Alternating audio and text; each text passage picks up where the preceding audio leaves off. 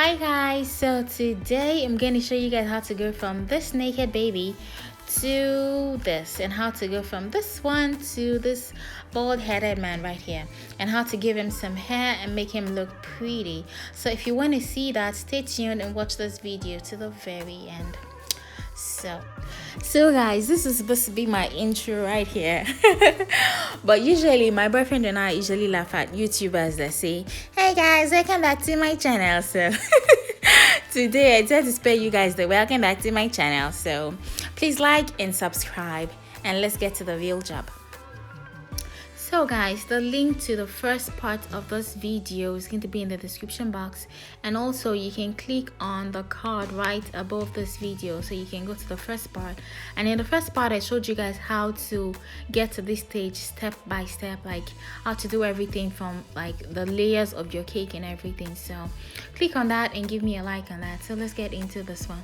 So right now what I'm doing is I'm trying to form the nose, like you know, the bridge of the nose of the regular teddy bear. That's what I'm doing, and I'm going to stick that in with 2 toothpicks because you need it to be able to hold and not slide down. That's why we're using toothpicks, and you shouldn't call the toothpicks because you want it to be big enough for the cake eaters to be able to remove it without it injuring anybody.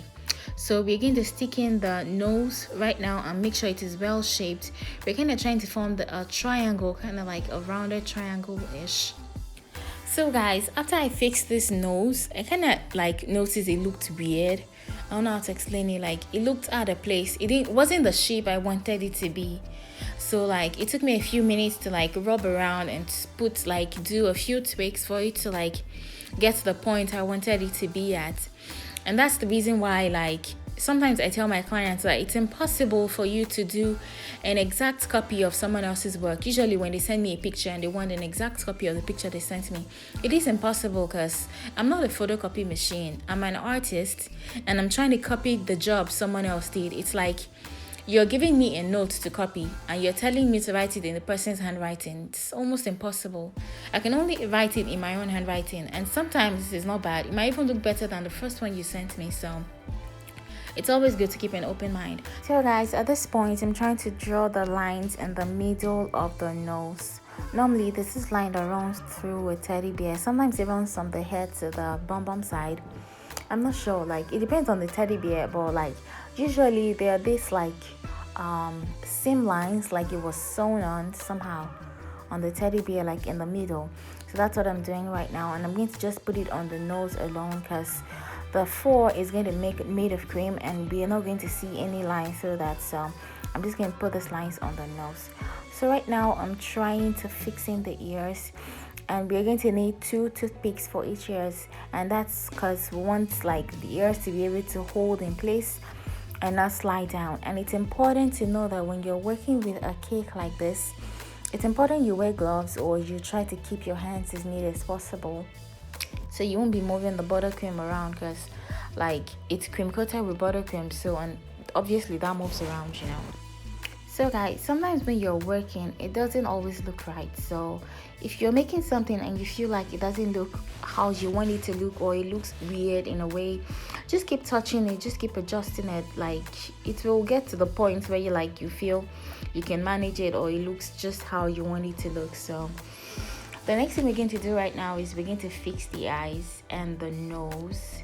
And what we're going to do, we're going to use black fondant. Usually I don't make black fondant. I get this question a lot. I buy my black fondant because it's very difficult to achieve black. So take a black fondant and knead it, and then divide it into 2, and then take half from that and divide it into another 2, and then make 2 set of eyes from it. You get, and then the half you cut from the first division, you're going to make that into a nose. That way the nose is 2 times the size of the eye. Like that way it looks more realistic. I don't know if you understand. So now these are the eyes we made. Just like shape them with your hands as best as possible, and then we're going to take the other half and shape a nose. And the nose is kind of like an inverted triangle, kind of, see, like a rounded inverted triangle. It's not like a triangle per se, it is not round like the eyes, it's just kind of weird. It didn't look right, so I took it off and decided to do it again. And this time when I was sticking it, I used a toothpick because that way it won't slide down. And when like a deep color slides down over white on fondant, it kind of stains it. So it's best when you're sticking something on, you use a toothpick.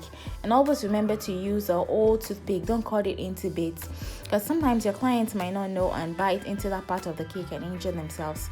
But it's impossible to miss an old toothpick. So usually when you're using a toothpick on the cake, my advice is you don't cut it. So this is the tip we're going to use. I don't know what it's called, but that's the tip I used to make my four when I have maybe a cake that needs four or that needs grasses, you know. So this is the tip we're going to use, and I'm going to show you guys how to get it done. What you do is you don't let it touch the cake. Like you hold it a few inches away from the cake and then press and lift. Press and lift. If you let it touch the cake, it's going to get smudged. I don't know how to explain it. Like you hold the piping tip maybe a quarter of an inch away from the cake. Press and lift. Press and lift every single time. You hold the piping tip a few inches away, no, like a quarter of an inch away from the cake, and then press and lift. And you're going to repeat this every single time. And you want to do it slowly because you want it to come out right. You don't want to be in a hurry and like make it smudge, because if you're in a hurry and it smudges, it starts to look like an old teddy bear that like the fur stuck together due to age and like dirt, you get. So, and at intervals you want to clean the tip of your piping bag, of your piping nozzle. Yes, that way it makes it easier for you to pipe. So now I'm going to show you how to do it again. Slowly, a few inches away from your cake, and then press and lift. Press and lift, press and lift. You don't let your piping nozzle touch your cake, because that way you're going to create a smudged piping. So I think this process took me almost 2 hours, just this piping. No, I think it took me over 2 hours. Like it was so tiring, like okay, so that's what we're going to do all around. And then you have to make sure you don't pipe on the nose. You're not going to pipe on the nose, you're not going to pipe on the eyes, and you're going to pipe around the ears because you want the inner part to show. And you're also going to pipe around the patches of the legs. So that's what we're doing. Okay, I can't help but admire myself in this video because I look so cute. I'm sorry guys. Okay, so we're almost done. And then it's important to pipe slowly and take your time, and I promise you will love the cake when you're done. It's a really easy cake to make. So, and you can make this for your boyfriend or for your girlfriend. If you want to make it for your boyfriend, you can make it in blue, or you can make it in a gray color. Like it's really pretty, really pretty, and very easy to make. So thank you guys for watching, and I'd really like you to subscribe. Please guys, subscribe. I'm trying to get to 200 subscribers. Please help. So at this point, what we're going to do is we need to be filling in the spaces. If you look very well, like there'll be some spaces that you didn't do very well, where you can see the underneath buttercream of the cake. So it's good that you take your time and fill out the spaces so there won't be like patches, and your cake won't look like those like homeless dogs. Sorry guys. So last and final thing we're going to do right now is we are going to make a red bowl. You can make a white bowl or you can make a purple bowl, but for a pink buttercream cake, like I think it's best to make a red bowl because it pops. It makes it like look really nice. So I'm going to take some red fondant, and again, I don't buy my red fondant. I don't make red and black fondant because these colors are very difficult to achieve. I prefer to buy them because I'm a lazy person.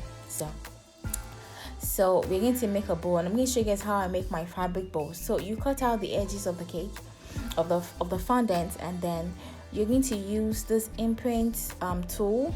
This like one of the cheapest thing you can buy for cake decoration. Is about 30 ribbons for I think about 6 of them. So it kind of makes your work look more realistic, like it was sewn. So once you make the imprint, what we're going to do is we're going to make the parts that hold the bowl together. And that's the part that looks like fabric. So you're going to roll the fondant very thin, and I'm going to show you how to fold it. See, you're going to fold it over, then lift and fold, lift and fold, lift and fold. Yeah, that easy. Like we're folding it like in batches, kind of like that. So it makes your fondant bowl look like a real fabric. So we're going to make a joining in the middle, and then put some water on it, and then fix the fabric. See, very pretty and very easy. I think I'm going to make a separate video on how to make a fabric bowl. Okay guys, so now we're going to fix our bow on our teddy bear. And now it looks like a gentleman. So guys, thank you guys for watching. I really appreciate you being with me, and please watch my other videos as well. Thank you guys, and I love you. We're fixing this bowl with toothpicks again. Don't cut your toothpicks, because people are gonna call you and tell you almost killed them. So don't cut your toothpicks when you're using toothpicks on a cake. Use an old toothpick. And if you're going to use skewers, make sure when you cut them with a knife or something sharp. Thank you guys, and see you in my next video.